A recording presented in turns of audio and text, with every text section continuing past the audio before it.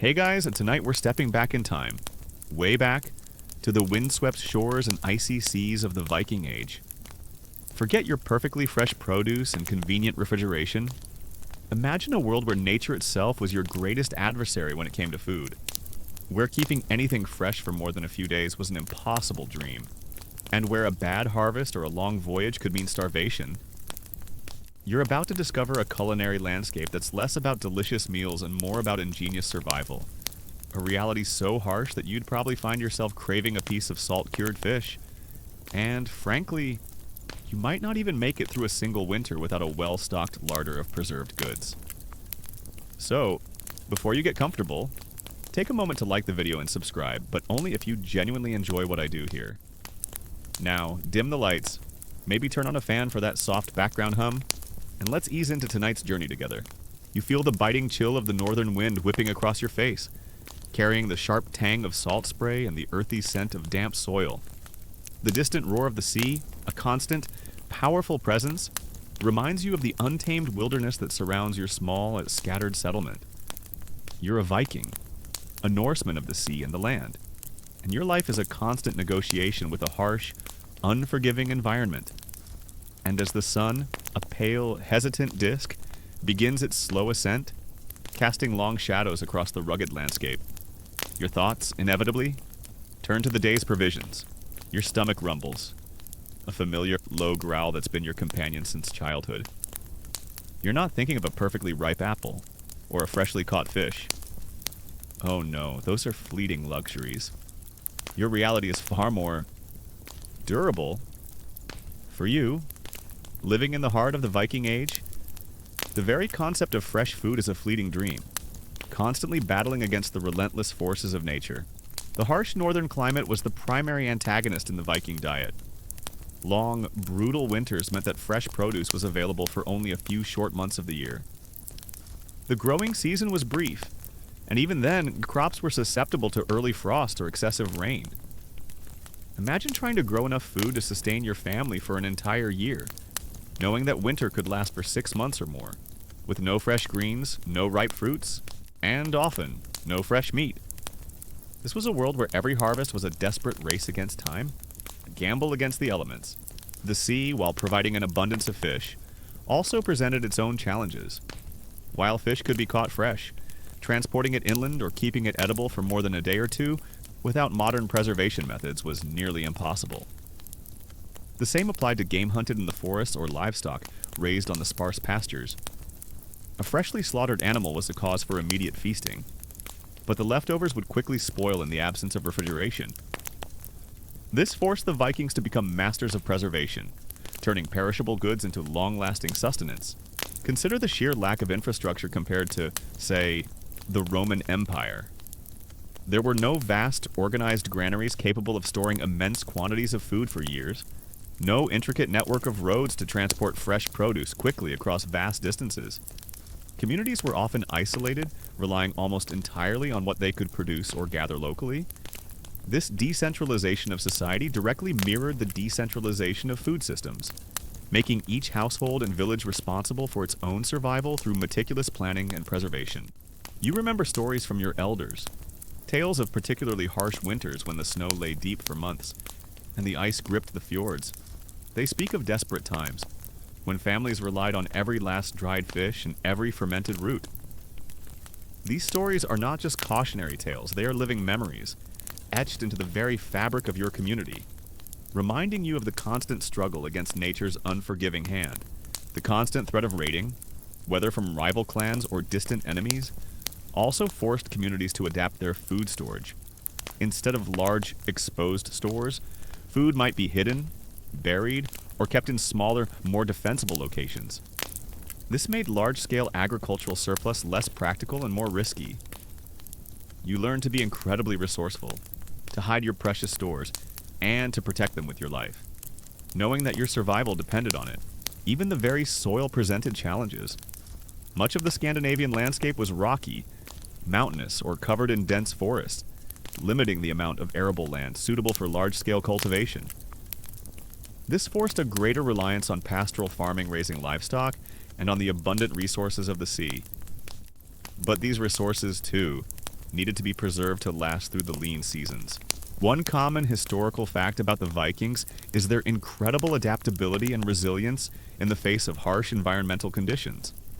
They were master seafarers, explorers, and traders, but also skilled farmers and resourceful survivors. Their ability to thrive in a challenging climate was directly linked to their ingenious methods of food preservation, which allowed them to overcome the limitations imposed by nature. You can almost feel this resilience in your own bones, a shared heritage with your ancestors. Now, for a lesser-known detail that might surprise you, while the Vikings are famous for their longships and raids, their settlements often featured sophisticated, albeit simple, food storage solutions.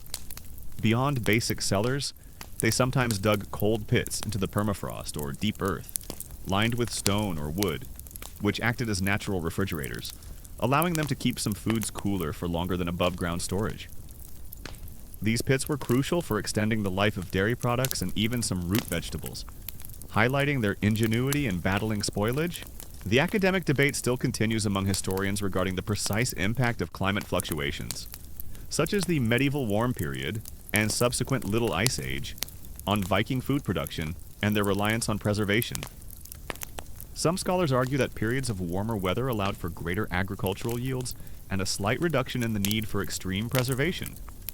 Others contend that even during warmer periods, the inherent challenges of the northern climate meant that preservation remained a fundamental necessity, regardless of minor temperature shifts. It's a complex puzzle, trying to reconstruct the exact interplay between climate and culinary practices. You recall a particularly early and brutal frost that struck one autumn, ruining a significant portion of the late harvest. The air in the village was thick with worry, the usual sounds of preparation replaced by a somber quiet. You remember seeing families working tirelessly, trying to salvage every last root, every last berry, knowing that winter would be long and unforgiving. You remember your elder, his face etched with concern, looking at the stunted fields and murmuring, "The gods have sent us a hungry winter this year. We must make every crumb count." It was a moment of profound shared anxiety, a testament to the constant battle against nature. The social structure of the time, particularly the importance of the household and the clan, meant that food production and preservation were communal efforts. Families would work together to bring in the harvest, to fish, and to hunt, and then to process and store the food. This collective effort was essential for survival, as no single individual could manage the immense task of feeding themselves through the long, lean months. You learned from a young age that cooperation was not just a virtue. It was a necessity for putting food on the table. Even the very act of cooking was influenced by the need for preservation. Foods were often prepared in ways that made them last longer, such as boiling meats to create broth that could be consumed immediately or used as a base for other dishes.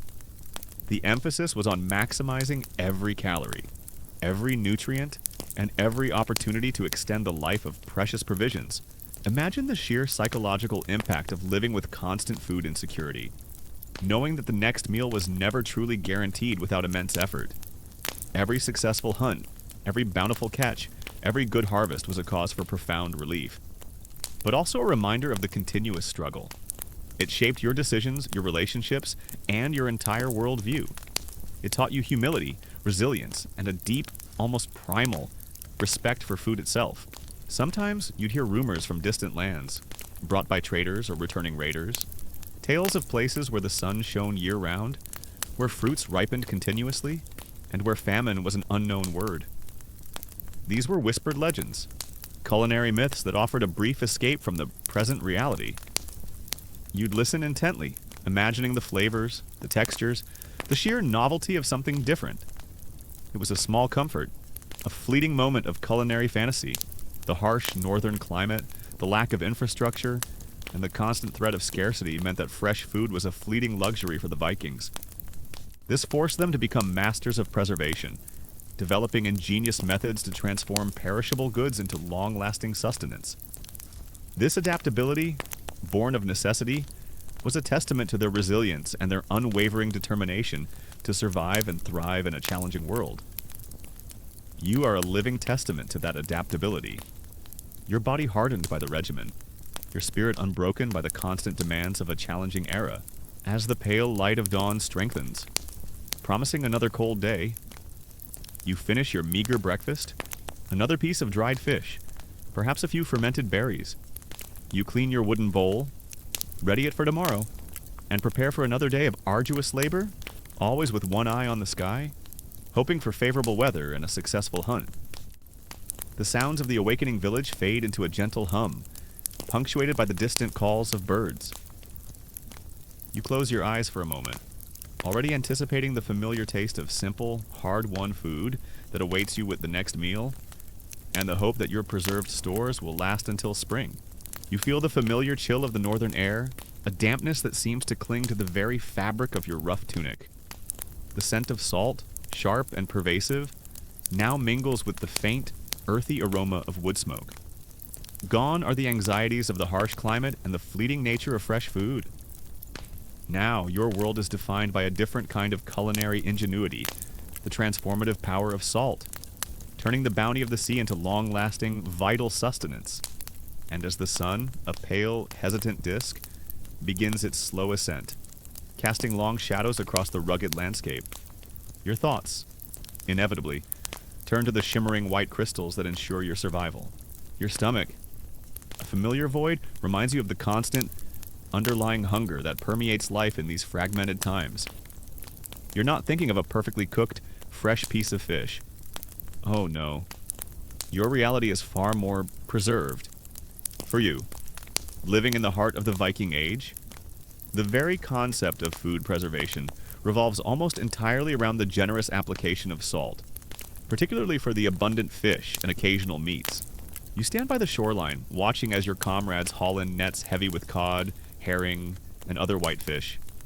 The air is thick with the briny scent of the sea, and the cries of gulls echo overhead. This is the bounty of the fjords, a life-giving resource, but one that must be immediately dealt with. Without swift action, this precious catch will spoil within a day. A tragic waste in a world where every calorie counts. Imagine trying to feed a longship crew for weeks at sea without this crucial method. It would be an impossible feat.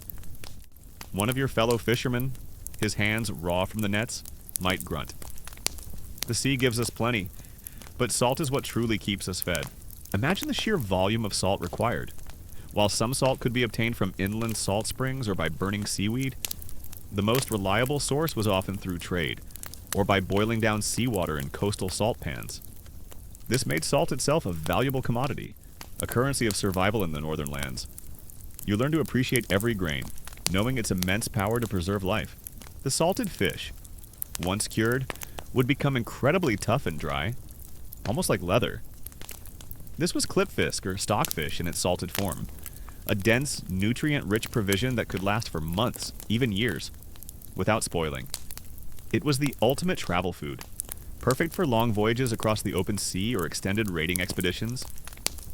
You would carry pieces of it in your leather pouch, gnawing on it during long marches or quiet moments on the longship. It's bland, intensely salty, and requires considerable chewing, but it provides the essential protein and calories you need. Beyond fish, meat was also preserved with salt, though less commonly for the everyday Viking due to the value of live animals. Pork, beef, and mutton, when slaughtered, would be cut into pieces and heavily salted, often in large barrels. This created a form of ancient bacon or salted beef, which could be boiled or stewed later. The salt drew out the moisture, and the resulting product was incredibly dense and flavorful, albeit intensely salty. Imagine the satisfaction of cutting into a piece of salted pork after weeks of only dried fish.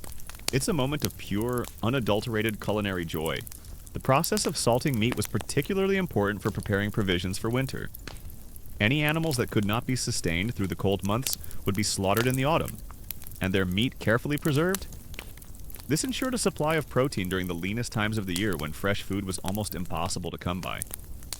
You would participate in these autumn slaughterings, knowing that every piece of meat carefully salted was another step towards surviving the long winter. The taste of heavily salted food was something you grew accustomed to from childhood. Your palate adapted to the intense brininess, learning to appreciate the subtle flavors that emerged beneath the salt. It was a taste of survival, a flavor that became synonymous with security and sustenance. You might even find yourself craving the salt, a physiological need driven by your active lifestyle and the demands of your environment. The logistical challenge of providing enough salt for preservation was immense. It required either access to natural salt sources, the labor-intensive process of salt production, or the establishment of trade routes to acquire it. This made salt a valuable commodity, often exchanged for furs, timber, or other goods. The ability of a community to secure a consistent supply of salt was directly linked to its ability to survive and thrive. You learn to respect the merchants who bring salt from distant lands, understanding their vital role in your existence. Imagine the sheer physical exertion required to maintain this lifestyle.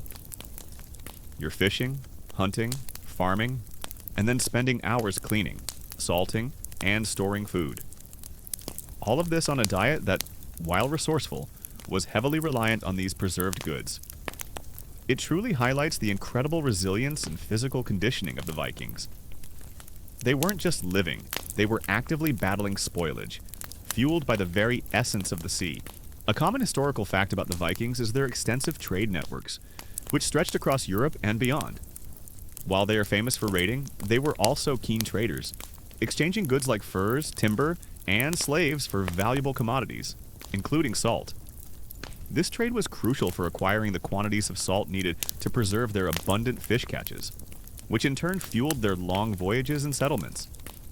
You might have seen the ships returning, laden not just with plunder, but with barrels of precious salt. Now, for a lesser-known detail that might surprise you, while salt was primarily used for preservation, it also played a role in the Viking diet as a seasoning, albeit sparingly. Given its value, it wasn't used as freely as it is today. However, a pinch of salt could enhance the flavor of a simple porridge or stew, making it slightly more palatable.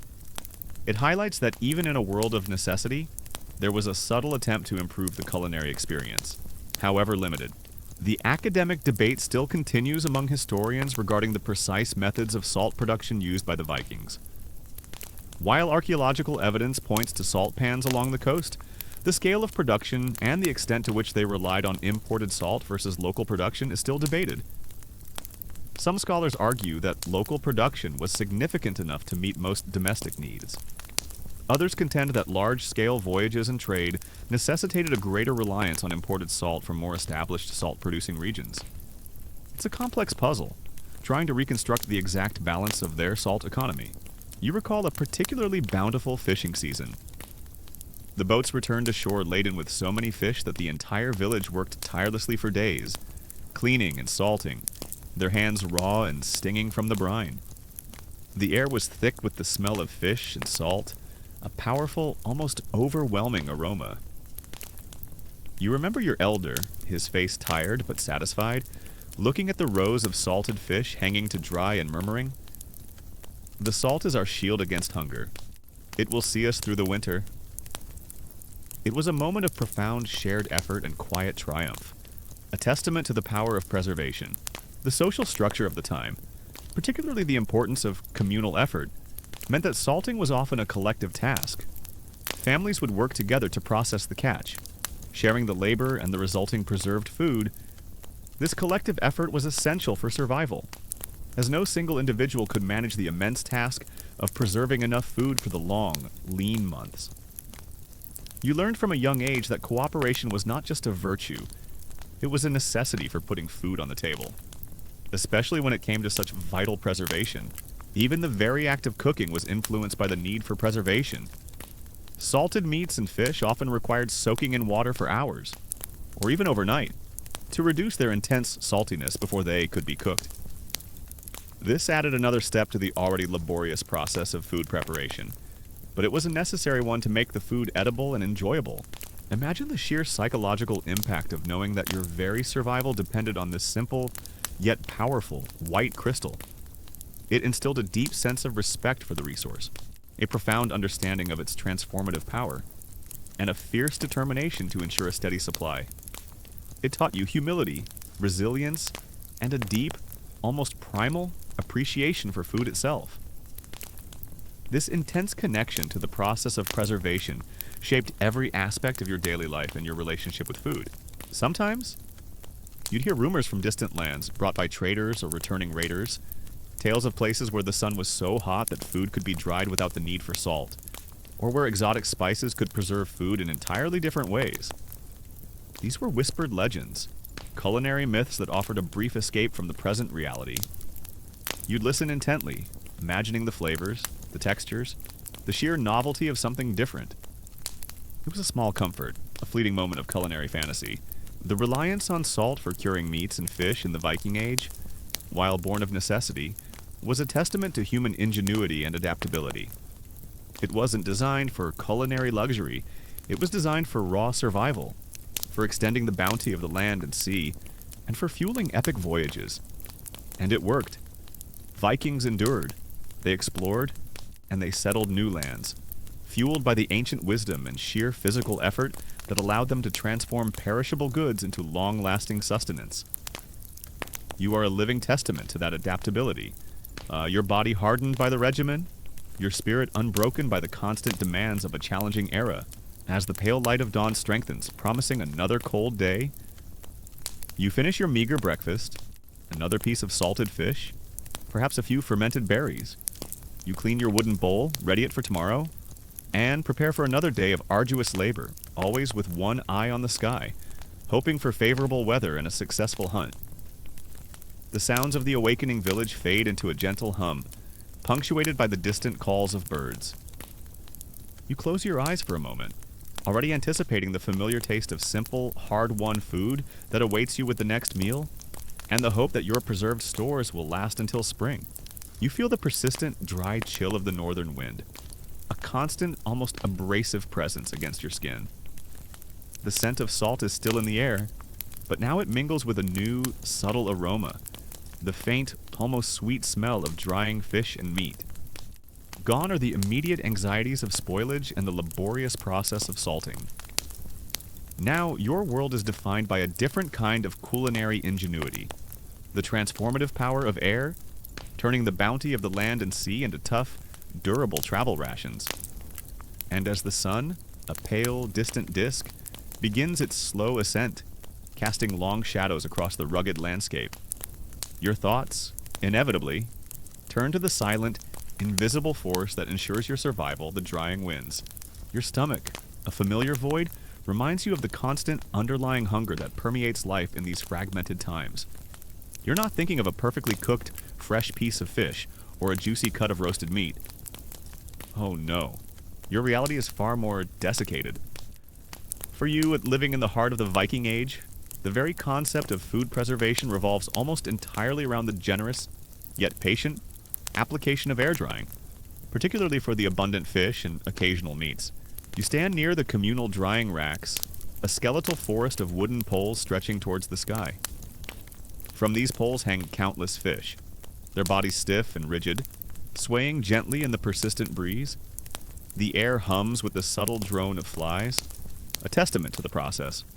But the cold, dry wind keeps them mostly at bay. This is stockfish in its purest form, often cod or other lean whitefish, caught, gutted, and then hung without salt, allowing the natural elements to slowly draw out every last drop of moisture. Imagine trying to heat something that feels like a piece of wood, yet knowing it holds the very essence of life. It's a testament to necessity. One of your fellow villagers, his face weathered by countless winds, might grunt. This fish is so dry, I think it could survive a dragon's breath. The process of air drying fish was incredibly simple, yet profoundly effective, particularly in the cold, dry climates of Scandinavia and the North Atlantic. After being gutted and cleaned, the fish were simply hung on wooden racks, often outdoors, exposed to the elements. The combination of cold temperatures and constant airflow slowly but surely dehydrated the fish. The lean nature of white fish, with its low fat content, made it ideal for this method, as fat can go rancid during drying. The result was a product that was incredibly lightweight, highly nutritious, and could last for years without spoiling. Imagine the sheer volume of fish that would be processed this way after a successful fishing season. Entire communities would participate, meticulously hanging each fish, ensuring proper airflow and protecting them from scavengers. The sight of thousands of fish drying in the wind was a common and reassuring one, a visual promise of sustenance through the long winter and on epic voyages. You learn to recognize the subtle signs of a perfectly dried fish, the right texture, the correct level of hardness. It's a skill as vital as knot tying or axe wielding. This air-dried fish, known as stockfish, became the ultimate travel food for the Vikings. It was incredibly compact and lightweight, making it ideal for carrying on longships or on overland journeys. To consume it, you would often have to beat it with a mallet or the blunt side of an axe to break down its tough fibers, making it somewhat chewable. Even then, it was a laborious process, requiring strong jaws and immense patience. It's bland, but it provides concentrated protein and calories, essential for the demanding physical activities of raiding, trading, and exploring. Beyond fish, meat was also air-dried, though often after some initial salting or smoking to aid the process and add flavor. Lean cuts of beef, mutton, or wild game like deer would be sliced into thin strips and hung to dry in similar conditions. The cold, dry air would slowly transform the fresh meat into a form of ancient jerky, tough but incredibly flavorful and long-lasting. This method was particularly important for preserving meat after an autumn slaughter, ensuring a supply of protein through the winter months when fresh meat was scarce. Imagine the satisfaction of chewing on a piece of dried venison, its gamey flavor intensified by the drying process. A stark contrast to the blandness of stockfish. These dried meats were a precious addition to your diet, providing a welcome change in texture and taste, and a vital source of energy for sustained physical exertion. They were often consumed during long marches or quiet moments on the longship, a personal indulgence that kept your strength up. This dried meat, I might quip, is so tough, it probably outlasted the last chieftain's reign. The process of air drying relied entirely on the natural climate. The cold temperatures slowed bacterial growth, while the constant wind provided the necessary airflow for dehydration. In regions with less consistent dry winds, a combination of salting and smoking would be used in conjunction with drying to ensure preservation. This adaptability to local environmental conditions was a hallmark of Viking ingenuity. You learn to read the wind, to understand the subtle shifts in temperature. Knowing that these natural forces are your greatest allies in the battle against spoilage, the logistical challenge of air drying was primarily one of scale and protection. Building enough drying racks, ensuring they were in optimal locations for airflow, and protecting the drying food from birds, insects, and other scavengers required significant communal effort. Entire villages would participate in this annual ritual, a testament to the importance of preservation for their collective survival. You would have learned these techniques from childhood, observing your elders, participating in the process, and understanding its vital role in your community's well-being. Imagine the sheer physical exertion required to maintain this lifestyle. You're fishing, hunting, farming, and then spending hours cleaning, preparing, and hanging food for drying. All of this on a diet that, while resourceful, was heavily reliant on these tough, preserved goods. It truly highlights the incredible resilience and physical conditioning of the Vikings. They weren't just living, they were actively battling spoilage, fueled by the very essence of the wind and the sun. A common historical fact about the Vikings is their incredible long-distance voyages and their ability to settle new lands, from Greenland to North America. This expansion was made possible, in large part, by their mastery of food preservation, particularly air drying. Lightweight, nutrient-dense stockfish and dried meats were ideal provisions for weeks or months at sea, allowing them to travel farther and establish settlements in remote, often resource-scarce regions. You can almost feel the sway of the longship, knowing that the dried food in your pack is what allows you to venture into the unknown. Now for a lesser-known detail that might surprise you while stockfish is famously tough. Ancient sagas and archaeological evidence suggest that Vikings sometimes rehydrated and cooked it in stews or porridges, especially during winter.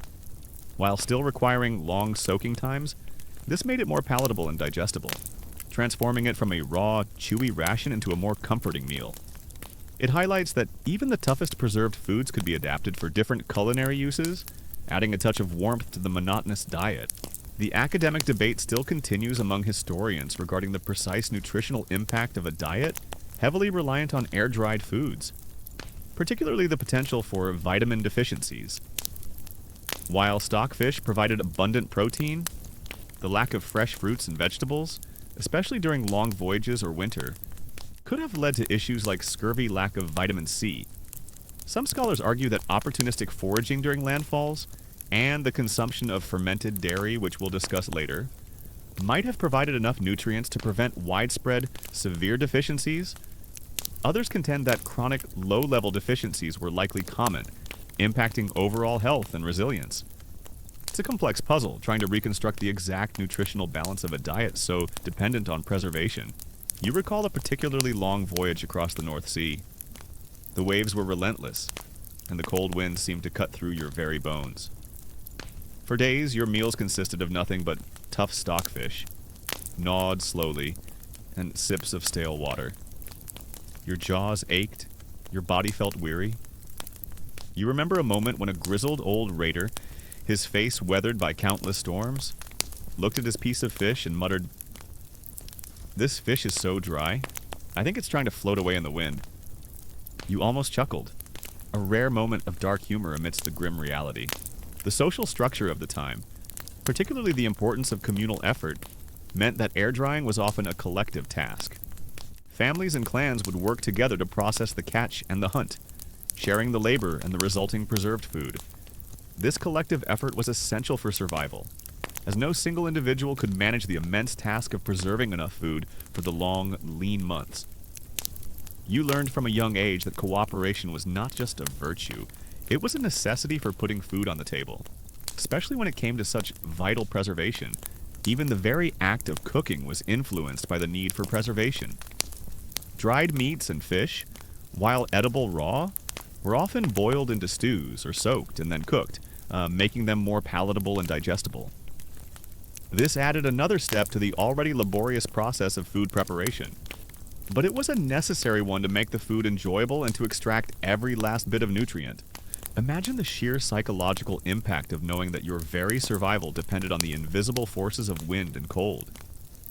It instilled a deep sense of respect for nature, a profound understanding of its power, and a fierce determination to harness it for your own survival. It taught you humility, resilience, and a deep, almost primal appreciation for food itself. This intense connection to the process of preservation shaped every aspect of your daily life and your relationship with food. Sometimes, you'd hear rumors from distant lands, brought by traders or returning raiders. Tales of places where the sun was so hot that food could be dried in mere hours, or where different climates allowed for entirely different methods of preservation. These were whispered legends, culinary myths that offered a brief escape from the present reality. You'd listen intently, imagining the flavors, the textures, the sheer novelty of something different. It was a small comfort, a fleeting moment of culinary fantasy. The reliance on air drying for fish and meat in the Viking Age, while born of necessity, was a testament to human ingenuity and adaptability. It wasn't designed for culinary luxury, it was designed for raw survival, for extending the bounty of the land and sea, and for fueling epic voyages. And it worked. Vikings endured, they explored, and they settled new lands, fueled by the ancient wisdom and sheer physical effort that allowed them to transform perishable goods into long-lasting sustenance. You are a living testament to that adaptability. Your body hardened by the regimen, your spirit unbroken by the constant demands of a challenging era, as the pale light of dawn strengthens, promising another cold day. You finish your meager breakfast. Another piece of tough stockfish, perhaps a few fermented berries. You clean your wooden bowl, ready it for tomorrow, and prepare for another day of arduous labor, always with one eye on the sky, hoping for favorable winds to continue their silent work. The sounds of the awakening village fade into a gentle hum, punctuated by the distant calls of birds. You close your eyes for a moment, already anticipating the familiar taste of simple, hard-won food that awaits you at the next meal, and the hope that your preserved stores will last until spring. You feel the cool, slightly slick texture of a wooden bowl in your hands, the faint, tangy aroma of fermented milk rising to meet your nostrils. The persistent dry chill of the northern wind is still present, but now a different kind of warmth, a subtle internal comfort, begins to spread through you. Gone are the endless drying racks and the pervasive scent of salt-cured fish. Now, your world is defined by a different kind of culinary alchemy, the transformative power of fermentation, turning perishable milk into a long-lasting, nutrient-rich secret. And as the sun, a pale, distant disk, begins its slow ascent, casting long shadows across the rugged landscape. Your thoughts? Inevitably, turn to the tangy delights that ensure your well-being. Your stomach, a familiar void, reminds you of the constant, underlying hunger that permeates life in these fragmented times. You're not thinking of fresh, sweet milk or delicate, creamy cheese. Oh no. Your reality is far more cultured. For you, living in the heart of the Viking Age, the very concept of food preservation, particularly for dairy, revolves almost entirely around the ingenious, yet patient, application of fermentation, turning the fleeting bounty of milk into a durable, vital sustenance. You scoop a spoonful of skyr into your mouth. It's thick, almost solid, with a delightfully tangy, slightly sour taste that awakens your palate. This isn't just fermented milk. It's a concentrated source of protein, fat, and beneficial bacteria. A superfood before the term even existed. It's cooling in the summer heat, and surprisingly comforting in the winter chill. Imagine trying to get enough protein and healthy fats in a diet dominated by dried fish and coarse grains without this crucial addition. It would be a constant struggle. One of your kin, perhaps with a contented sigh, might declare, "This skyr is so good, it makes me feel strong enough to wrestle a bear, or at least milk another cow." The process of fermenting milk was incredibly simple, yet profoundly effective, particularly in a world without refrigeration. After milking cows, sheep, or goats, the fresh milk would be left to sour naturally, often aided by starter cultures from previous batches or simply by the ambient bacteria in the air. The lactic acid bacteria present in the milk would convert the lactose milk sugar into lactic acid, which not only gives fermented dairy its characteristic tangy flavor, but also acts as a powerful natural preservative. The milk would thicken, often separating into curds and whey, creating a product that could last for weeks or even months, far longer than fresh milk. Imagine the daily ritual of milking your animals, then pouring the fresh milk into wooden barrels or clay pots, knowing that within a day or two, it would transform into something entirely new and long-lasting. This process was a cornerstone of Viking household economy, ensuring that the valuable output of their livestock could be utilized year-round. You learn to recognize the subtle signs of a perfectly fermented batch, the right consistency, the correct level of tanginess. It's a skill as vital as weaving or carpentry. Skyr, a particularly thick and protein-rich fermented dairy product, was especially prized. It was made by skimming the fat off the milk, then heating it and adding a starter culture, allowing it to ferment and thicken. The whey would then be drained off, leaving behind a dense yogurt-like product that was incredibly nutritious. It was often consumed plain, or mixed with berries, honey, or even a little dried meat for extra sustenance. It provided a much-needed source of complete protein, essential amino acids, and healthy fats, crucial for building and maintaining muscle mass in a physically demanding lifestyle. Beyond skyr, other forms of fermented dairy were common. Simple sour milk, or filmjölk, was a thinner, drinkable version, providing hydration and probiotics. Curds, the solid part of soured milk, could be pressed into fresh cheeses, which could then be eaten immediately or further aged to create harder, longer-lasting cheeses. These hard cheeses, often salty and pungent, were another excellent source of protein and fat, perfect for supplementing rations on long journeys. You might chew on a piece of hard cheese, its intense flavor a welcome change from the blandness of dried fish. The importance of fermented dairy extended beyond mere preservation and nutrition. The probiotics present in these foods would have contributed significantly to gut health, aiding digestion and potentially boosting the immune system in a time when hygiene was rudimentary and foodborne illnesses were a constant threat. Imagine the subtle comfort of a healthy gut, a silent guardian against the myriad of ailments that plagued ancient populations. The logistical challenge of dairy production and fermentation was primarily one of animal husbandry, maintaining healthy herds of cows, sheep, or goats, ensuring they produced enough milk, and then managing the fermentation process required significant knowledge and labor. The products themselves, once fermented, were relatively easy to store and cool, dark places like cellars or the aforementioned cold pits. This made fermented dairy a reliable and consistent food source, especially through the long, lean winter months. You learn to care for your animals with profound respect, understanding their vital role in your family's survival. Imagine the sheer physical exertion required to maintain this lifestyle. You're tending to livestock, milking, churning, pressing, and then consuming these nutrient-dense products to fuel your other labors farming, fishing, hunting, and building. All of this on a diet that, while resourceful, was heavily reliant on these fermented goods. It truly highlights the incredible resilience and physical conditioning of the Vikings. They weren't just living, they were actively cultivating their food sources, fueled by the very essence of their herds. A common historical fact about the Vikings is their close relationship with their livestock.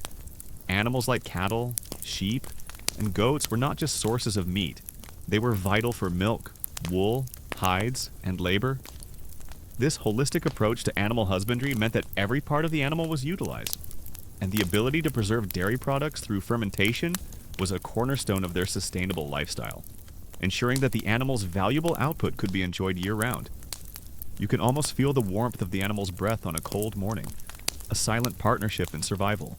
Now, for a lesser-known detail that might surprise you, some Viking settlements, particularly in Iceland and Greenland, developed unique methods of preserving skyr by burying it in pits lined with stone or wood, sometimes even in permafrost, allowing it to ferment slowly over long periods.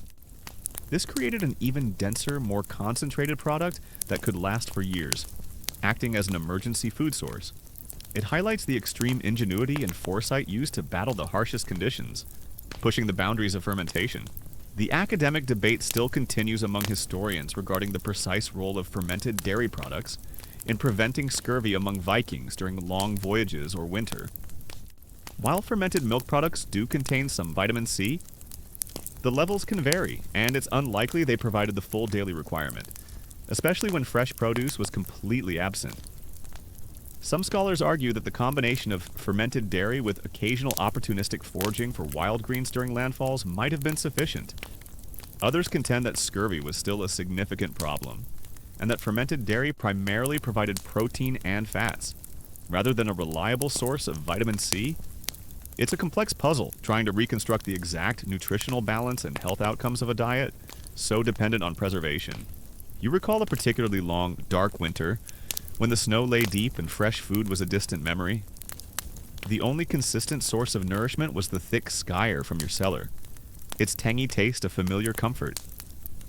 You remember your youngest, usually so quiet, looking at his bowl of skyr and with a rare smile, murmuring, "I think this tastes like spring, even in winter."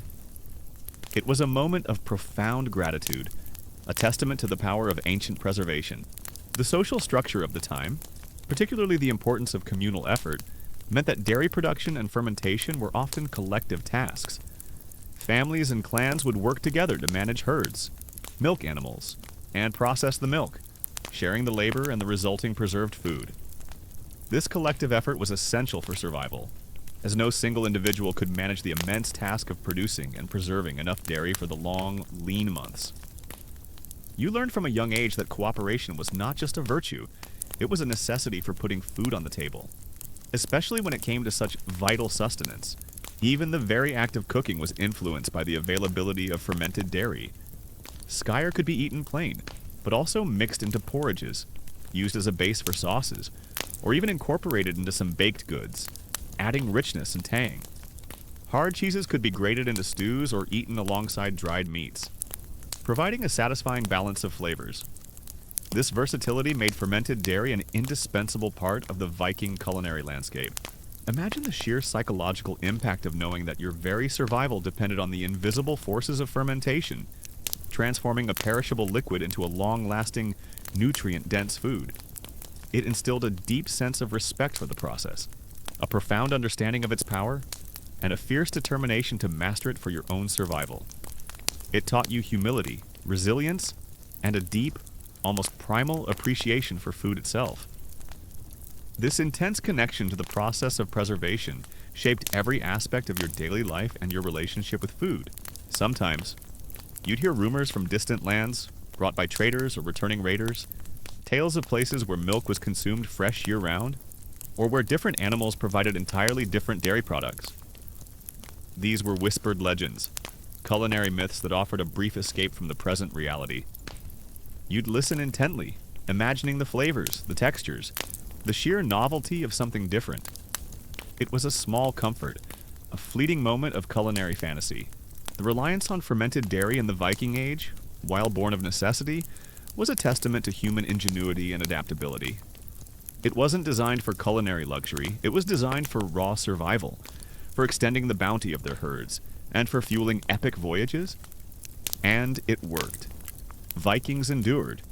They explored, and they settled new lands, fueled by the ancient wisdom and sheer physical effort that allowed them to transform perishable goods into long-lasting sustenance.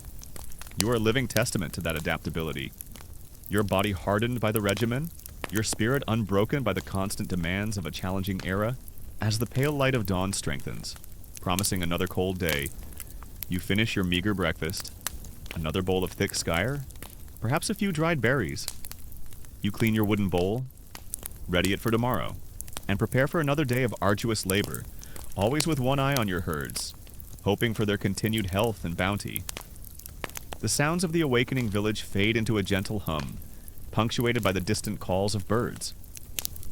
You close your eyes for a moment, already anticipating the familiar taste of simple as hard-won food that awaits you with the next meal, and the hope that your preserved stores will last until spring. You feel the persistent, damp chill of the northern air, a familiar companion that seems to cling to the very fabric of your rough tunic. The scent of salt and fermented milk is present, but now a new aroma, a subtle, earthy sweetness, begins to mingle with it.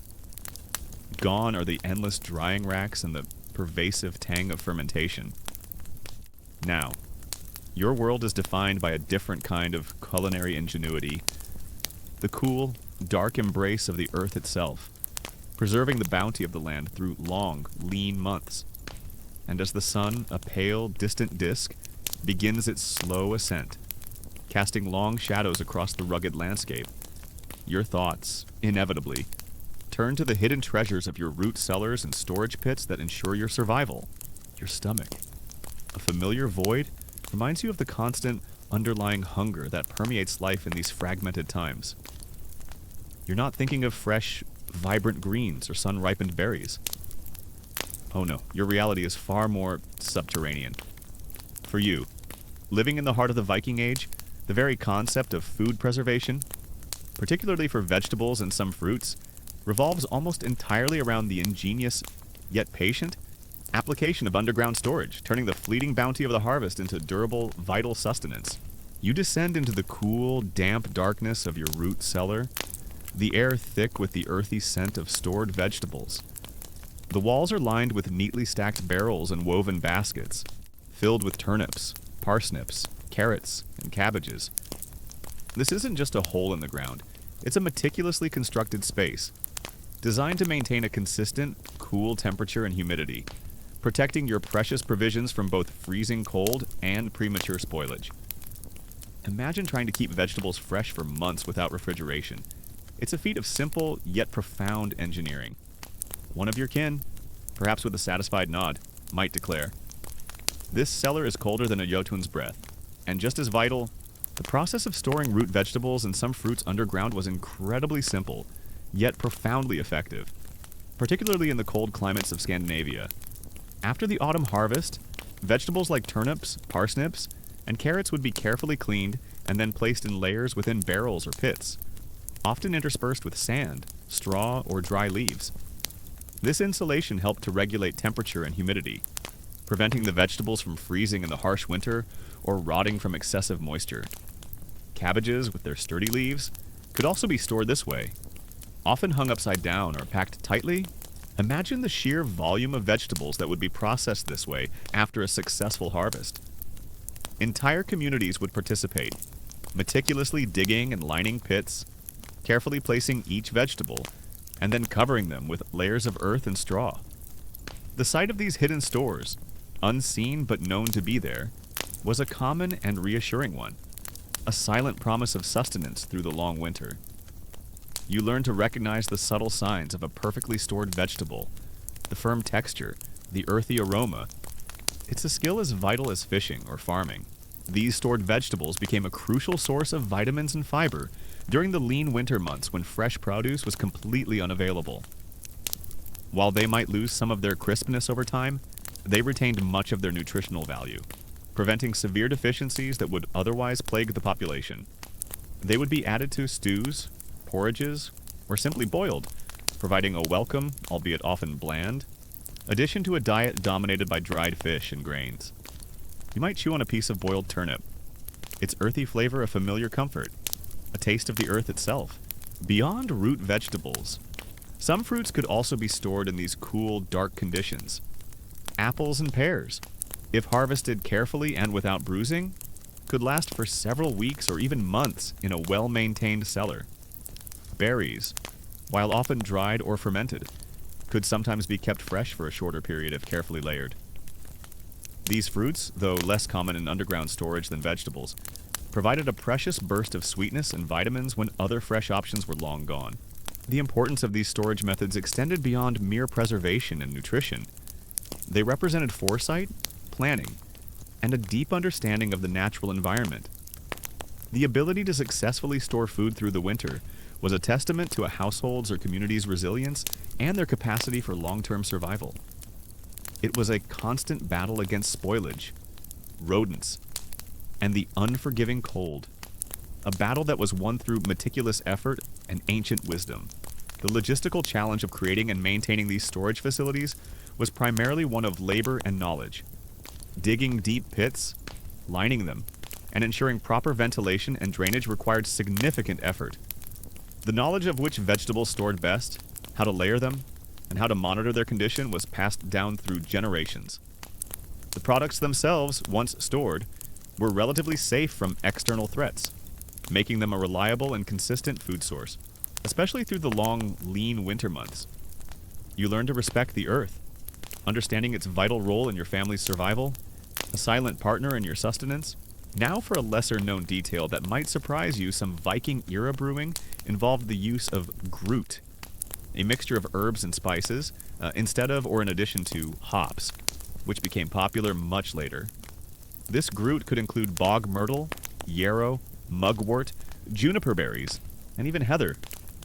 These additions not only flavored the ale, giving it complex, earthy, and sometimes bitter notes, but some were also believed to have medicinal properties or even mild psychoactive effects. So your ale might have tasted quite different from modern beer, with a wider range of flavors and perhaps even a subtle, calming influence. A common historical fact about the Vikings is their unparalleled shipbuilding and navigational skills.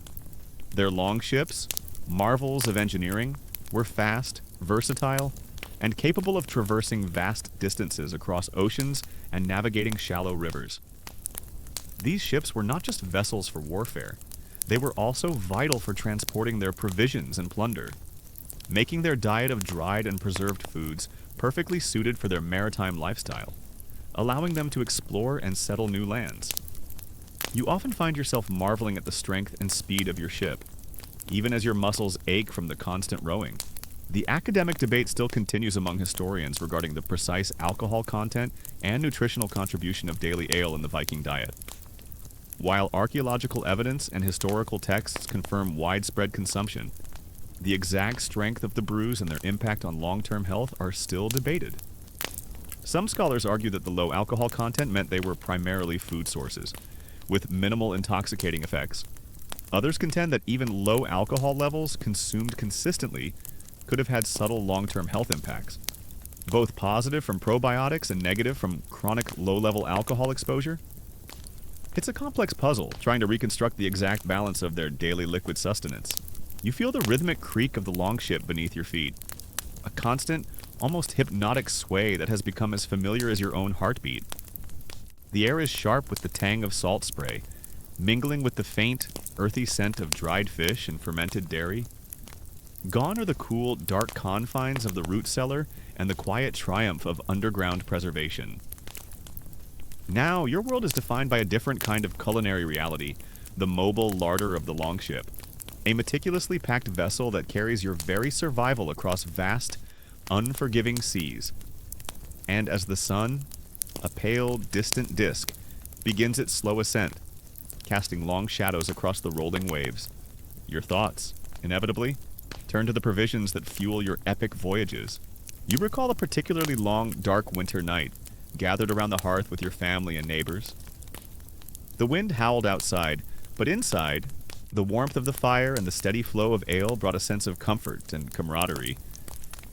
You remember an old storyteller, his voice raspy, taking a long swig of ale before launching into an epic saga of gods and heroes. He then, with a twinkle in his eye, might have chuckled. This ale makes the sagas even better. Or at least, makes me believe them more. It was a moment of shared humanity, a testament to the power of a simple drink to bring people together. Now for a lesser-known detail that might surprise you, some Viking longships carried small, portable cooking hearths made of clay or stone, allowing for limited cooking during voyages. While not for elaborate meals, these hearths enabled the crew to boil water for rehydrating dried foods, make simple porridges from flour, or even warm up salted meats, making the preserved provisions slightly more palatable and digestible. It highlights a subtle attempt to add comfort to the harsh realities of life at sea. The social rituals surrounding these beverages were simple, yet deeply meaningful. Drinking horns and wooden cups were passed around, fostering a sense of equality and shared experience. Toasts were common, honoring gods, ancestors, and comrades. The act of sharing a drink was a powerful bond, a sign of trust and friendship. You learn these customs from childhood, understanding their importance for maintaining social harmony and collective spirit. A common historical fact about the Vikings is their deep connection to the land and their agricultural practices. Even amidst their seafaring and raiding, while often romanticized as pure warriors, most Vikings were farmers and herders, relying on the land for their sustenance. Their mastery of food storage, including root cellars and pits, was as crucial to their survival as their shipbuilding skills, allowing them to thrive in a challenging northern climate. You can almost feel the weight of the earth around you, a silent guardian of your winter provisions. The tools for drinking were as simple as the beverages themselves: wooden cups, pottery mugs, and elaborate drinking horns carved from animal horns. There were no delicate glasses, no complex serving rituals for the common folk. You drank directly from the vessel, often sharing it with others, a simple act of communal sustenance. It was a practical, unadorned experience, connecting you directly to the drink that sustained you. The academic debate still continues among historians regarding the precise prevalence of scurvy among Viking crews during long voyages. While their diet of dried fish and fermented dairy provided some nutrients, the lack of consistent fresh fruits and vegetables could have led to vitamin C deficiencies. Some scholars argue that opportunistic foraging for wild greens and berries during landfalls, and possibly the inclusion of certain fermented foods, might have provided enough vitamin C to prevent widespread severe scurvy. Others contend that scurvy was likely a significant, albeit often unrecorded, problem on extended voyages where fresh provisions were unobtainable for long periods. It's a complex puzzle, trying to reconstruct the exact nutritional health of these ancient mariners. Imagine the sheer psychological impact of knowing that your primary source of hydration and a significant portion of your daily calories came from these fermented beverages. It instilled a deep sense of trust in the brewing process, a profound understanding of its power, and a fierce determination to master it for your own survival. It taught you humility, resilience, and a deep, almost primal appreciation for the ingenuity that transformed raw ingredients into life-sustaining liquids. This intense connection to the craft of brewing shaped every aspect of your daily life and your relationship with food. Your stomach, a familiar void, reminds you of the constant, underlying hunger that permeates life on the open water. You're not thinking of fresh, vibrant greens or a hot, cooked meal from a stationary hearth. Oh no.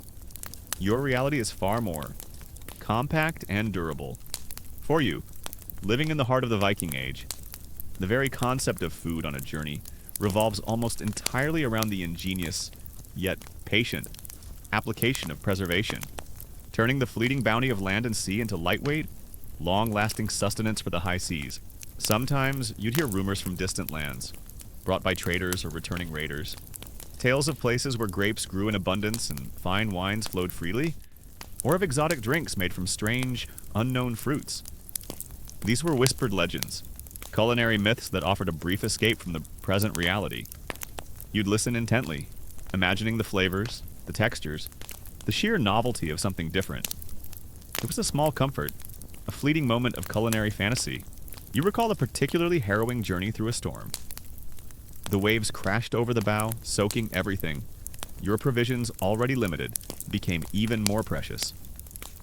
For days, your meals consisted of nothing but soggy stockfish and a few sips of stale ale. Your body felt weak, your mind numb with the cold and the constant motion. One evening, a young raider, shivering and clearly struggling, looked at his piece of fish and muttered, "I think this fish is trying to escape my mouth, just like I want to escape this storm." You almost chuckled, a rare moment of dark humor amidst the grim reality. The reliance on ale and mead in the Viking Age, while born of necessity, was a testament to human ingenuity and adaptability. It wasn't designed for culinary luxury or purely for intoxication. It was designed for raw survival, for health, and for providing crucial energy in a fragmented, unpredictable world. And it worked. Vikings endured, they explored, and they settled new lands, fueled by the ancient wisdom and sheer physical effort that allowed them to transform raw ingredients into life-sustaining liquids. You are a living testament to that adaptability. Your body hardened by the regimen, your spirit unbroken by the constant demands of a challenging era. Even the very act of cooking was influenced by the availability of stored vegetables. They would often be boiled for long periods in stews or porridges, softening their tough textures and allowing their flavors to meld with other ingredients. This slow cooking also helped to extract every last bit of nutrient from the hardy vegetables, maximizing their utility in a diet where every calorie counted. As the pale light of dawn strengthens, promising another cold day, you finish your morning ale, you wipe your mouth with the back of your hand, feeling the lingering taste of barley. You clean your drinking horn, ready it for tomorrow, and prepare for another day of arduous labor, always with one eye on your brewing vats, hoping for another successful batch. The sounds of the awakening village fade into a gentle hum, punctuated by the distant calls of birds. You close your eyes for a moment, already anticipating the familiar taste of this vital liquid that awaits you throughout the day. And the comfort it brings. The discipline extended beyond just eating what you were given. It was also about not wasting anything. Every flake of fish, every crumb of bread, every drop of ale was precious. You learned to savor the smallest variations in your diet, to appreciate the slightly sweeter taste of a wild berry found on a brief landing, or the richer texture of a piece of smoked meat. It was a diet that stripped away all culinary indulgence, leaving only the raw necessity of sustenance. You feel the biting, relentless cold of midwinter, a profound chill that seems to stop time itself. The air in your small, smoky longhouse is thick with the scent of wood smoke, damp wool, and the faint, reassuring aroma of stored provisions. Gone are the open seas and the mobile larder of the longship. Now your world is defined by a different kind of culinary reality, the carefully curated bounty of your winter pantry, a testament to meticulous planning and communal effort. And as the sun, a pale, fleeting ghost in the perpetually gray sky, barely scrapes the horizon before dipping away, your thoughts, inevitably, turn to the hidden treasures that ensure your survival through the longest, leanest months. You reach into your leather pouch, its contents familiar to the touch: a piece of hard, dried stockfish, a chunk of salty, aged cheese, and a handful of dense, unleavened bread. This isn't a meal to savor, it's fuel for the journey, a concentrated package of calories and nutrients. Imagine trying to embark on a months-long voyage across the treacherous North Atlantic with only fresh food. It would be an impossible feat, ending in starvation long before you reached your destination. One of your shipmates, gnawing on a piece of stockfish, might grunt. This fish is so tough, it probably rode itself to shore before we caught it. Your stomach, no longer a familiar void, but perhaps a little less full than you'd like, reminds you of the constant underlying hunger that permeates life in these fragmented times. You're not thinking of fresh, vibrant greens or a hot, cooked meal from a stationary hearth. Oh no. Your reality is far more strategic.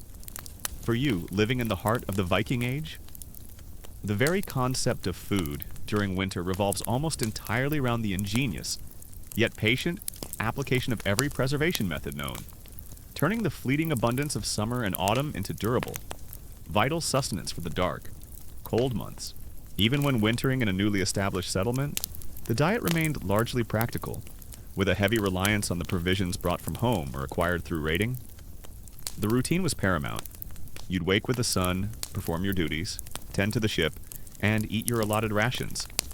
There was little room for personal preference or deviation. The crew was a unit, fueled by dried fish, fermented dairy, and the unyielding spirit of exploration and conquest. It's a testament to their training and their mental fortitude that they could endure such physical hardship on such a Spartan diet.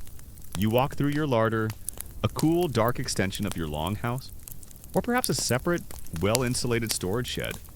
The air is dry, cold, and filled with the distinct aromas of dried fish, smoked meats, and earthy root vegetables.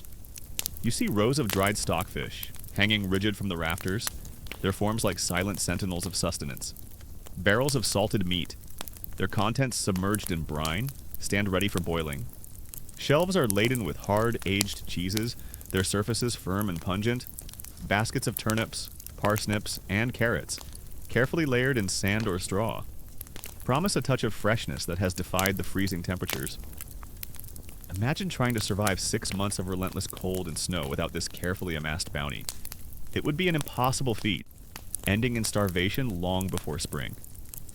One of your younger kin, perhaps with a touch of awe, might whisper, "Our larder is richer than a jarl's treasury, for it holds life itself." The academic debate still continues among historians regarding the precise impact of root cellars and storage pits on the overall nutritional health of Vikings during winter. While these methods clearly preserved some vitamins and fiber, the overall lack of fresh, diverse produce for many months could still lead to deficiencies. Some scholars argue that the combination of stored vegetables with fermented dairy and occasional preserved meats provided a surprisingly robust, albeit limited, nutritional profile. Others contend that chronic, low-level deficiencies were likely common, impacting overall health and resilience, despite their best efforts at preservation. It's a complex puzzle trying to reconstruct the exact nutritional balance and health outcomes of a diet so dependent on these ancient storage methods. The winter pantry was the culmination of a year-long cycle of relentless labor and meticulous planning. Every season had its crucial role in stocking this vital storehouse. Spring brought the first wild greens and the promise of new growth. Summer was a time of intense cultivation, fishing, and foraging. But autumn was the most critical period, the frantic race against the coming cold. This was when the harvest was brought in.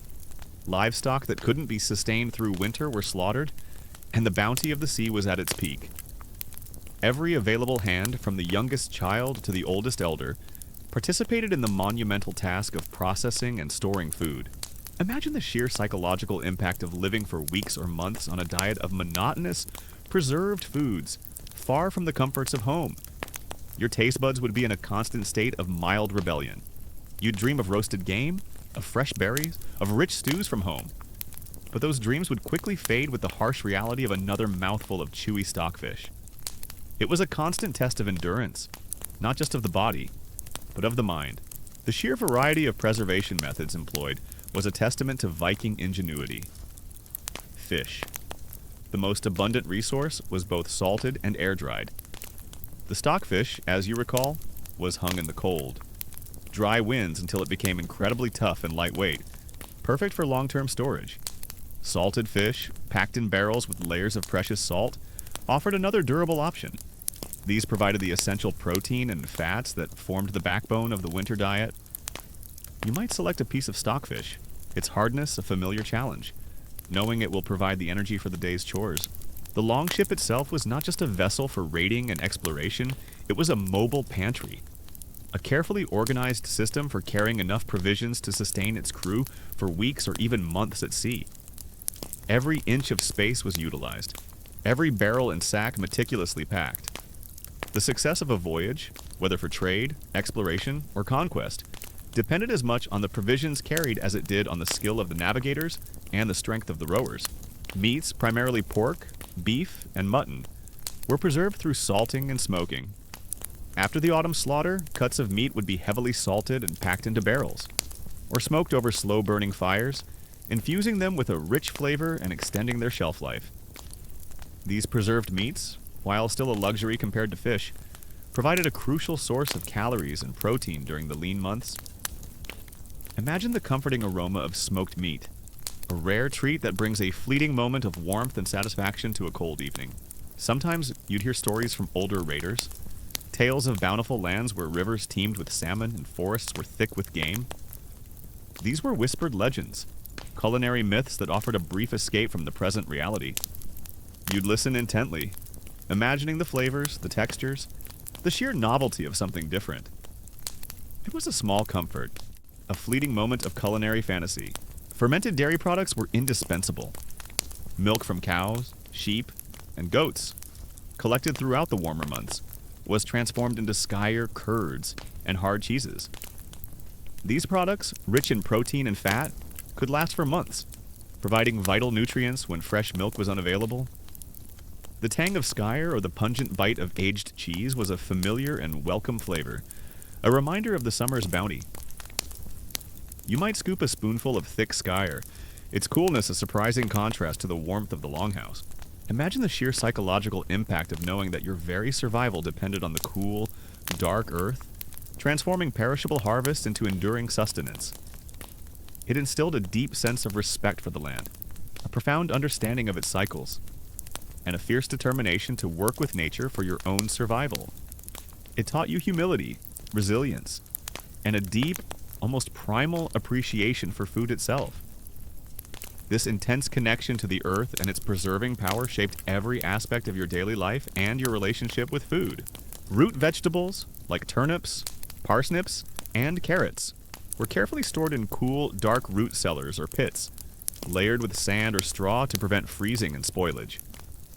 These provided essential vitamins and fiber, preventing the worst of the deficiencies that could plague a population without fresh produce. While they might lose some of their crispness, their earthy flavor was a comforting addition to stews and porridges. You might retrieve a firm turnip, its surface still clinging to the scent of the earth, a tangible link to the growing season. The longship's larder, filled with its durable, preserved provisions, was the unsung hero of the Viking Age. It wasn't designed for culinary pleasure. It was designed for raw survival, for enabling epic voyages, and for fueling the expansion of a remarkable culture. And it worked. Vikings endured. They explored, and they settled new lands, fueled by the ancient wisdom and sheer physical effort that allowed them to transform perishable goods into long-lasting sustenance. You are a living testament to that adaptability. Your body hardened by the regimen, your spirit unbroken by the constant demands of a challenging era. Grains, primarily barley and rye, were stored in dry, rodent-proof granaries. These formed the bulk of the winter diet, ground into flour for bread and porridge, or used to brew ale. The careful management of grain stores was paramount, as a single bad harvest or a breach in storage could mean widespread starvation. You learned to be incredibly frugal with every kernel, knowing its immense value. The primary staple of the longship's larder was stockfish. As you recall, this was often cod or other lean whitefish, air-dried until it was as hard as wood. Its incredibly low moisture content made it impervious to spoilage, and its lightweight nature was crucial for maximizing cargo space on the ship. To eat it, you would often have to beat it repeatedly to break down its fibers, then gnaw on it slowly. It was bland, intensely chewy, but provided a concentrated source of protein, essential for maintaining strength during long periods of rowing and exertion. Even wild edibles played a role. Dried berries, collected in late summer, provided a rare burst of sweetness and vitamins. Nuts, gathered from the forests, offered valuable fats and protein. These smaller, often overlooked, provisions were carefully added to the winter pantry, stretching the available food and adding a touch of variety. You might find a handful of dried cranberries, their tartness a delightful surprise in a bland meal. As the sun begins to set, painting the western sky in hues of orange and purple, you finish your evening meal. Another piece of stockfish, perhaps a small portion of skyr if you were fortunate enough to get some today. You clean your wooden bowl, ready it for tomorrow, and settle down for a restless night's sleep amidst the creaking of the ship. The sounds of the waves fade into a gentle hum, punctuated by the distant calls of the watch. You close your eyes, already anticipating the familiar taste of dried fish that awaits you with the dawn. and the promise of new horizons. The logistical challenge of stocking the winter pantry was a communal effort, a testament to the strong social bonds within Viking communities. Families would work together, sharing knowledge, labor, and sometimes even resources. The success of one household's pantry often meant the survival of its neighbors, fostering a deep sense of interdependence. This collective responsibility was essential for navigating the harsh realities of the northern climate. You learn from childhood that your survival is inextricably linked to the well-being of your community, and that every hand contributes to the shared bounty. Imagine the sheer physical exertion required to maintain this lifestyle. You're farming, harvesting, and then spending hours digging, lining, and filling these storage pits. All of this on a diet that, while resourceful, was heavily reliant on these stored goods. It truly highlights the incredible resilience and physical conditioning of the Vikings. They weren't just living, they were actively cultivating and safeguarding their food sources, fueled by the very essence of the earth. Imagine the sheer physical exertion required to maintain this lifestyle. You're not just surviving, you're actively managing a complex food system, from harvesting to processing to meticulous storage. All of this on a diet that, while resourceful, was heavily reliant on tough, preserved goods, with very little fresh produce for months on end. It truly highlights the incredible resilience and physical conditioning of the Vikings. They weren't just living, they were mastering their environment, fueled by the very essence of foresight and communal labor. You feel the familiar chill of the northern air, a dampness that seems to cling to the very fabric of your rough tunic. The scent of wood smoke is present, but now a new aroma, a subtle, earthy sweetness, begins to mingle with it. Gone are the endless drying racks and the pervasive tang of fermentation from dairy. Now, your world is defined by a different kind of culinary alchemy, the transformative power of fermented beverages, particularly ale and mead, turning questionable water into safe, nourishing sips. And as the sun, a pale, distant disk, begins its slow ascent, casting long shadows across the rugged landscape. Your thoughts, inevitably, turn to the comforting liquid that ensures your well-being. A common historical fact about the Vikings is their highly organized social structure, often centered around the longhouse and the Jarl chieftain or Bondi free farmer. This social organization was crucial for managing large-scale agricultural and preservation efforts. The communal nature of their settlements, with shared resources and labor, allowed them to pool efforts for tasks like fishing, hunting, and building large drying racks or storage pits, ensuring that enough food was preserved for the entire community to survive the winter. You can almost feel the collective strength of your community as you look upon the well-stocked larder. Alongside stockfish, salted meats were a vital component. Pork, beef, or mutton, heavily cured with salt, would be packed into barrels. This process transformed perishable meat into a durable as high-calorie provision. While intensely salty, these meats could be boiled or stewed, providing a welcome, albeit infrequent, change from the monotony of dried fish. Imagine the anticipation when a piece of salted pork was finally boiled, its savory aroma filling the cramped confines of the ship. Now for a lesser-known detail that might surprise you beyond just food. Vikings also carefully stored animal fats, often rendered from slaughtered livestock, in sealed containers. These fats, like tallow or lard, were crucial not just for cooking, adding much-needed calories and richness to otherwise lean winter meals, but also for lighting lamps, and even for waterproofing leather. This multi-purpose use of a single resource highlights their incredible efficiency and their commitment to wasting nothing. So that flickering lamp in your longhouse is powered by the same fat that might enrich your evening stew. The process of salting fish was simple, yet incredibly effective. First, the fish would be gutted and cleaned, removing any parts that would hasten spoilage. Then, layers of salt, precious hard-won salt, would be meticulously applied, both inside and out. The fish would then be stacked in barrels or large wooden troughs, allowing the salt to draw out the moisture. This process, known as curing, effectively dehydrated the fish, creating an environment where bacteria could not thrive. The salt acted as a powerful antimicrobial agent, halting the decay that would otherwise quickly set in.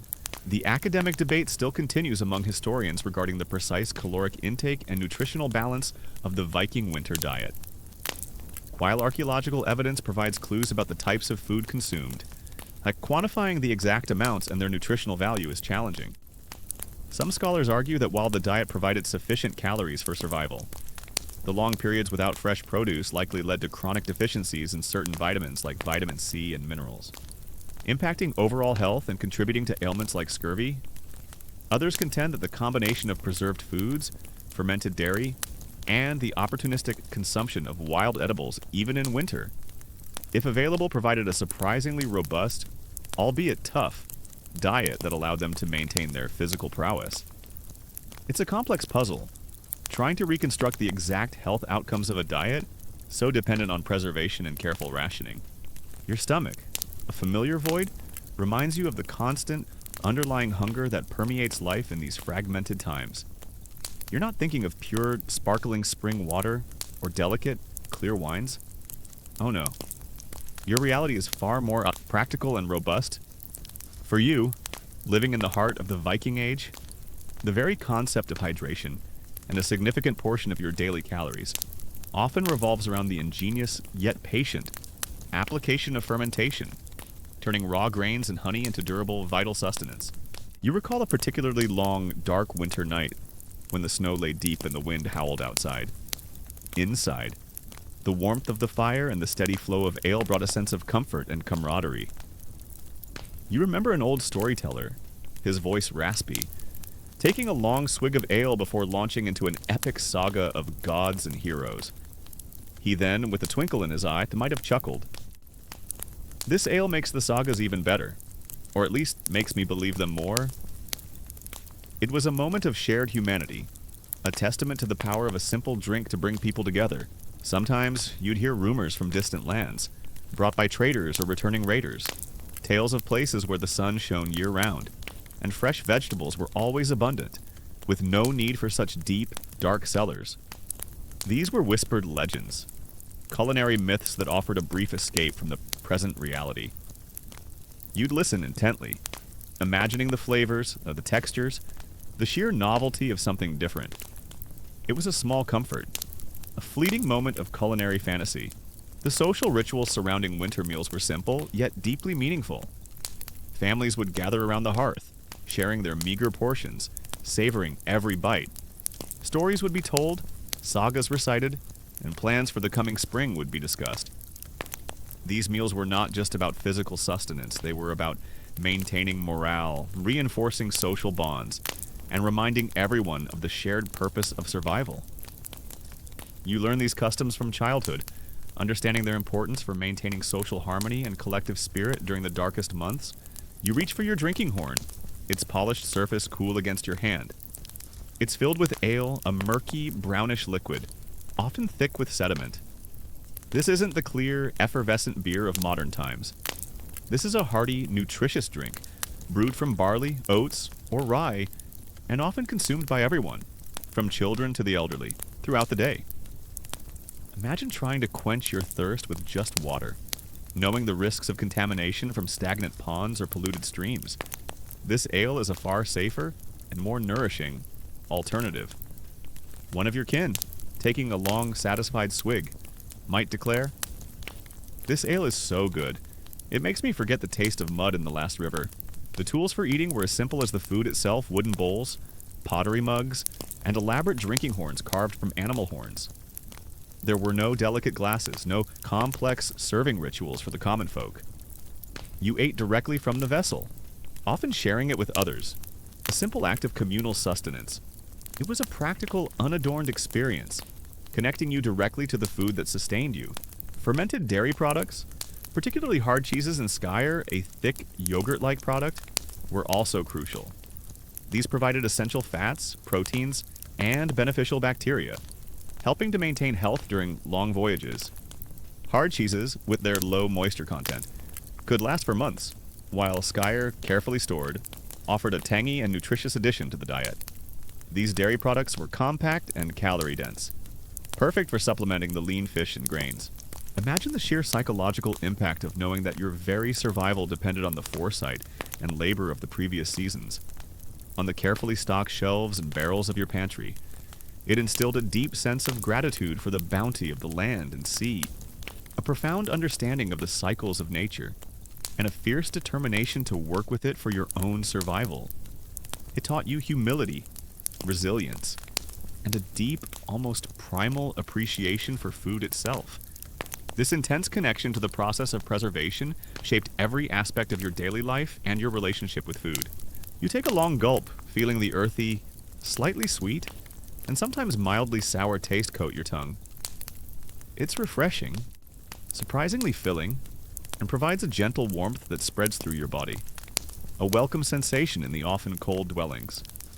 The alcohol content is typically very low, often less than 1 to 2%, making it more of a liquid food than an intoxicating beverage. It's a vital part of your daily caloric intake, a liquid meal that sustains you through the long, arduous hours of manual labor. It's less about getting drunk and more about staying hydrated, nourished, and healthy. Sometimes, you'd hear rumors from distant lands, brought by traders or returning raiders, tales of places where the sun shone year-round, and fresh food was always abundant, with no need for such meticulous winter pantries. These were whispered legends, culinary myths that offered a brief escape from the present reality. You'd listen intently, imagining the flavors, the textures, the sheer novelty of something different.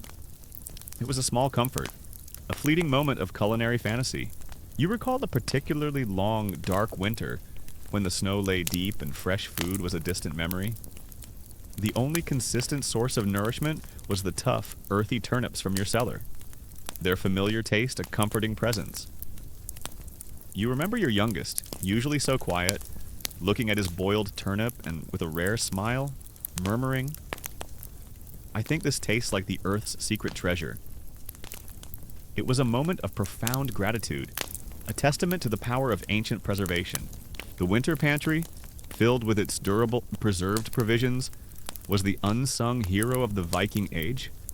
It wasn't designed for culinary pleasure, it was designed for raw survival, for enduring the harshest months, and for fueling the continued exploration and expansion of a remarkable culture. And it worked.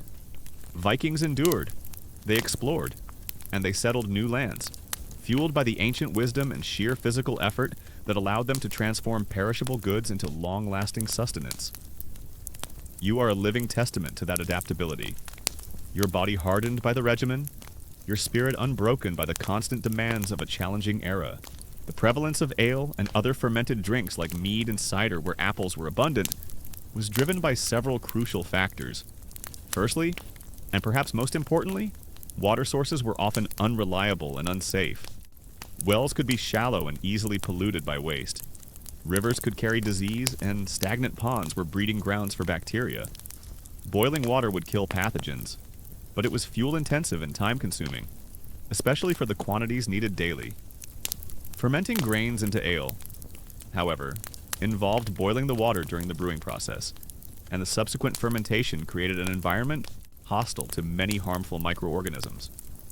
This made ale a far safer choice for daily consumption than raw water, a silent guardian against dysentery and other waterborne illnesses, as the pale light of dawn strengthens, promising another cold day. You finish your meager breakfast, another piece of tough stockfish, perhaps a small portion of skyr from the barrel.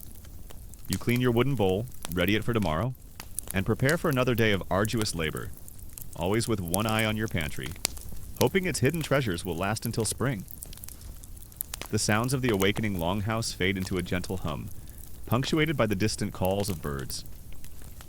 You close your eyes for a moment, already anticipating the familiar taste of simple, hard-won food that awaits you with the next meal, and the hope that spring will soon bring new life and fresh bounty. You feel a profound sense of quiet settle around you, the echoes of countless meals, both meager and satisfyingly tangy, fading into the soft hum of the night. The scent of salt-cured fish, pungent fermented dairy, earthy grains, and the subtle sweetness of ale lingers faintly in your memory. A complex tapestry woven from daily necessity and a unique cultural preference. Gone are the specific longhouses and the distinct seasons. Now you are merely an observer, reflecting on the universal truths of sustenance in the Viking age. A story of hard-won hunger, remarkable resilience, and a deep, enduring love for flavors born of preservation. Grains, usually barley or rye, were carried in the form of flour or as hardtack. Dense, unleavened biscuits baked until rock hard. These biscuits were incredibly durable, resistant to mold and pests, and provided the necessary carbohydrates for energy. You would often dunk them in water or ale to soften them before eating, making them slightly more palatable. It's the kind of food that makes you appreciate the simple pleasure of a soft bread roll. The moon, a silent witness, casts a gentle glow through your window, illuminating the quiet space around you. You lie comfortably, but your mind still wanders through the vast tapestry of history, considering the incredible dietary spectrum that defined Viking life. Life for them was a constant negotiation between the fundamental need for sustenance and the profound desire for survival, a desire that often manifested most vividly in their ingenious methods of food preservation. And as the night deepens, your thoughts, inevitably, turn to the enduring impact of their food culture. Secondly, ale provided essential calories and nutrients, in a diet often lacking in variety and fresh produce. The carbohydrates from the grain in ale, along with some vitamins and minerals from the brewing process, especially B vitamins from the yeast wag, were incredibly valuable. It was a liquid bread, easily digestible, and a consistent source of energy for a population engaged in physically demanding lives. Imagine trying to work in the fields or row a longship all day on just dry bread. The ale provided that extra boost, that sustained energy release that kept you going. Your stomach, now content and full, offers a stark contrast to the chronic hunger that often gnawed at the Vikings. Yet it also carries the echoes of their unique palate. You're not just thinking of your next meal, but rather contemplating the sheer human capacity for endurance, ingenuity, and a deep-seated appreciation for flavors that modern tastes might find challenging. For them, every preserved bite was a victory, every fermented sip a testament to foresight, and every well-stocked larder a cause for profound relief. The reliance on root cellars and pits for food storage in the Viking Age, while born of necessity, was a testament to human ingenuity and adaptability. It wasn't designed for culinary luxury, it was designed for raw survival, for extending the bounty of the land, and for fueling epic voyages. And it worked. Vikings endured. They explored, and they settled new lands, fueled by the ancient wisdom and sheer physical effort that allowed them to transform perishable goods into long-lasting sustenance. You are a living testament to that adaptability. Your body hardened by the regimen, your spirit unbroken by the constant demands of a challenging era. Consider the common threads that weave through the diets we've explored. The Viking, perpetually sustained by tough, air-dried stockfish, intensely salty cured meats, thick, tangy skyr, and robust, earthy ale. This stark simplicity wasn't a failure of culinary imagination. It was a profound reflection of their challenging northern environment, their advanced understanding of preservation, and their deeply practical worldview. This elevation of the humble, preserved ingredient into a staple showcased not just necessity, but also the sophisticated agricultural and culinary techniques they had mastered. Imagine trying to achieve such long-term food security with ancient tools. It was a testament to their dedication to survival. One might muse, they say the Vikings were fierce warriors, but I think their greatest battle was against food spoilage, and they won. Mead, brewed from fermented honey and water, was another important Viking beverage, often considered more prestigious than ale due to the value of honey. Mead could have a higher alcohol content than daily ale, making it more of a celebratory drink, but it also provided concentrated calories and a delightful sweetness. Imagine sipping a golden mead. Its rich, sweet flavor, a rare indulgence, a taste of luxury in a harsh world. It was often reserved for feasts, rituals, and special gatherings, a symbol of hospitality and abundance. Salt, the white gold of the North, transformed perishable catches into long-lasting provisions. The meticulous application of salt to fish and meat drew out moisture, creating an environment hostile to decay. This process not only ensured survival through lean months, but also imparted a powerful, savory flavor that became deeply ingrained in the Viking palate. You can almost taste the intense brininess, a flavor that became synonymous with security and sustenance. A constant reminder of the sea's bounty. Water was a constant concern on long voyages. While some fresh water could be carried in wooden barrels, it would quickly become stale or even contaminated. To combat this, Vikings often relied on ale or mead, fermented beverages that were safer to drink than questionable water sources. These low-alcohol drinks provided hydration, some calories, and a degree of purification through the fermentation process. You might take a swig from your drinking horn, the slightly sour, earthy taste of familiar comfort, knowing it was safer than the water in the bilge. This ale, one might joke, is so good, it makes the waves seem less wavy, drying, harnessing the power of the cold. Dry northern winds turned fish and meat into lightweight, durable travel rations. Stockfish, tough as leather, but packed with nutrients, was the ultimate mobile food source, enabling their epic voyages across vast oceans. This method, simple yet profound, allowed them to carry life itself across the waves. Imagine the satisfaction of knowing that the very air you breathed was helping to preserve your next meal, a silent, powerful ally in your quest for new lands. The brewing process itself was often a household chore, particularly for women. You might spend a day mashing grains, boiling the wort the liquid extracted from the mashed grains, and then adding yeast to begin fermentation in large wooden vats or clay pots. The techniques were passed down through generations, a vital piece of household knowledge. You learn to recognize the subtle signs of a good brew, the right temperature, the correct amount of time for fermentation, and the telltale bubbles that indicate a successful batch. It's a skill as important as baking bread or tending the fields, a silent art that ensured your family's health. Fermentation, however, was perhaps the greatest contributor to the Viking love for the tangy. Dairy products like skyr and various cheeses, transformed by beneficial bacteria, became intensely sour, thick, and incredibly nutritious. Ale brewed from grains provided safe hydration and crucial calories, often with a distinctive earthy tang. Even vegetables, when available, were lacto-fermented, adding a refreshing acidity and vital vitamins to the winter diet. This constant exposure to fermented flavors from childhood meant that the Viking palate adapted, even came to prefer these strong, complex tastes. You can almost feel the invigorating tang on your tongue, a taste that was both a necessity and a genuine delight. Now for a lesser-known detail that might surprise you, some Viking communities, particularly in areas with permafrost or very cold, stable ground, would dig cold pits that functioned almost like modern freezers. These pits, dug deep into the earth and sometimes lined with stone, could maintain temperatures consistently below freezing, allowing for the long-term preservation of even meat and fish, beyond just drying or salting. This extreme form of natural refrigeration highlights their incredible ingenuity in battling spoilage in the harshest environments.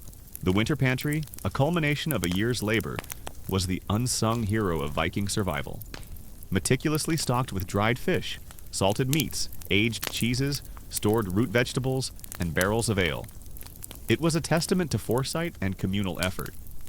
This careful planning and efficient use of every resource ensured that the community could endure the longest, darkest months, emerging ready for spring's new bounty. Imagine the profound relief of seeing your larder still well-stocked as the first signs of spring appeared, a silent promise of continued life. The taste and quality of ale and mead varied wildly from household to household, and from region to region. There was no standardization, no quality control. Some batches might be thin and watery, others thick and murky. Some might be sweet, others sour, depending on the grains used, the wild yeast present, the quality of the honey, and the skill of the brewer. You learn to accept these variations, to appreciate the good brews and tolerate the less palatable ones. It's a constant culinary lottery, but one you're always willing to play, knowing the alternative is far worse. Beyond the ingredients and preservation, the very act of eating was deeply intertwined with their culture. Meals, often simple and utilitarian, fostered strong communal bonds. Stories were told, sagas recited, and plans for the future discussed around the hearth, fueled by the tough, preserved foods that sustained them. The shared experience of enduring hardship together made every bite, however bland by modern standards, a testament to their collective spirit. The logistical challenge of provisioning a longship was immense. Every space had to be utilized efficiently. Food was packed tightly into barrels, sacks, and chests, often stored in the bilge or under the rowing benches. The crew itself was responsible for carrying a portion of their personal provisions, ensuring self-sufficiency. This meticulous planning and efficient use of space were crucial for enabling the long-distance voyages that defined the Viking Age. You learned to be incredibly frugal, to waste nothing, and to make every morsel count, knowing that your life and the success of the voyage depended on it. One common historical fact that truly encapsulates the Viking love for preserved foods is their widespread use of hakarl, a fermented shark dish, particularly in Iceland. While perhaps an extreme example, its pungent, ammonia-rich flavor is a direct result of a complex fermentation process designed to make an otherwise poisonous animal edible. This dish, still consumed today, stands as a stark testament to their willingness to embrace the most challenging of flavors for the sake of sustenance and cultural tradition. It's a taste that truly separates the Viking palate from almost any other. Beyond daily consumption, ale and mead also played a significant social and ritualistic role. They were consumed at feasts, gatherings, and celebrations, fostering a strong sense of community and camaraderie. They were a symbol of hospitality, offered to guests and travelers, a common bond shared by all, from the lowliest thrall to the mightiest jarl. Even if the food was scarce, there was often ale to share, a gesture of goodwill and shared humanity. Mead, in particular, was often associated with religious ceremonies and oaths, a drink fit for the gods and for sealing solemn vows. Now for a lesser-known detail that might surprise you. While the Vikings were masters of preserving their own food, they also developed a sophisticated trade in preserved goods. Dried fish, in particular, became a valuable export, traded for commodities like salt, wine, and exotic goods from further south. This meant that their mastery of preservation not only ensured their own survival, but also became a cornerstone of their economic prosperity, fueling their expansion and influence across Europe. So, the very food that kept them alive also made them rich, as the pale light of dawn strengthens. Promising another cold day? You finish your meager breakfast, another piece of tough, earthy turnip, perhaps a few dried berries. You clean your wooden bowl, ready it for tomorrow, and prepare for another day of arduous labor, always with one eye on your cellar, hoping its hidden treasures will last until spring. The sounds of the awakening village fade into a gentle hum, punctuated by the distant calls of birds. You close your eyes for a moment, already anticipating the familiar taste of simple, hard-won food that awaits you with the next meal, and the hope that your preserved stores will last until spring. The academic debate still continues among historians and food archaeologists regarding the precise impact of the Viking diet's heavy reliance on preserved and fermented foods on their overall long-term health. While the high protein and fat content, along with probiotics from fermented dairy, likely contributed to their physical prowess and resilience, the lack of consistent fresh produce and the high salt intake could have led to specific health challenges. Some scholars argue that their active lifestyle and opportunistic foraging mitigated many risks. Others contend that conditions like scurvy, dental wear, and specific nutrient deficiencies were more prevalent than often acknowledged. It's a complex puzzle, trying to reconstruct the exact health outcomes of a diet so deeply intertwined with the necessities of preservation in a harsh environment. Imagine the sheer psychological impact of having a safe, nourishing, and often comforting drink readily available in a world of uncertainty. It provided a sense of warmth in cold dwellings, a source of energy for weary bodies, and a small pleasure in a life often defined by hardship. It was a constant, reliable presence in a world where little else was. You feel the gentle buzz, the slight relaxation, a brief respite from the anxieties of daily life, a moment of quiet contentment. You recall a thought that might have crossed the mind of any Viking, gnawing on a piece of stockfish far from home. This may not be a feast, but it's life, and it tastes like the courage that brought us this far. It's a universal sentiment, a testament to the enduring human spirit that finds sustenance and meaning even in the harshest of conditions. Imagine the sheer physical exertion required to maintain this lifestyle. You're rowing for hours, sometimes days, battling storms, and then engaging in fierce combat upon landing. All of this on a diet that, while resourceful, was heavily reliant on tough, preserved goods, with very little fresh produce. It truly highlights the incredible resilience and physical conditioning of these warriors and explorers. They weren't just sailing, they were enduring, fueled by the very essence of preservation. The legacy of Viking preservation is not just a historical curiosity, it's a timeless lesson in resilience and resourcefulness. Their ability to transform perishable bounty into enduring sustenance allowed them to conquer oceans, settle new lands, and build a vibrant, enduring culture. Their love for pickled and preserved foods was not just a preference, it was a fundamental component of their survival strategy. A taste forged in the crucible of necessity and honed by generations of adaptation. You are left with a profound appreciation for their strength, their ingenuity, and the sheer human capacity to make do, and even thrive with what the world provides, however challenging. A common historical fact about the Vikings is their reputation for being heavy drinkers, particularly of ale and mead. While this is partly true, it's important to understand that these beverages were often low in alcohol content and served as a crucial source of hydration and calories, making them a fundamental part of their diet rather than purely recreational drinks. Their drinking culture was deeply intertwined with their survival strategies and social customs. Reflecting a practical necessity as much as a desire for revelry, the social structure of the time, particularly the importance of communal effort, meant that the creation and maintenance of these storage facilities were often collective tasks. Families and clans would work together to dig, line, and fill the pits, sharing the labor and the resulting preserved food. This collective effort was essential for survival, as no single individual could manage the immense task of producing and preserving enough food for the long, lean months. You learned from a young age that cooperation was not just a virtue, it was a necessity for putting food on the table, especially when it came to such vital sustenance.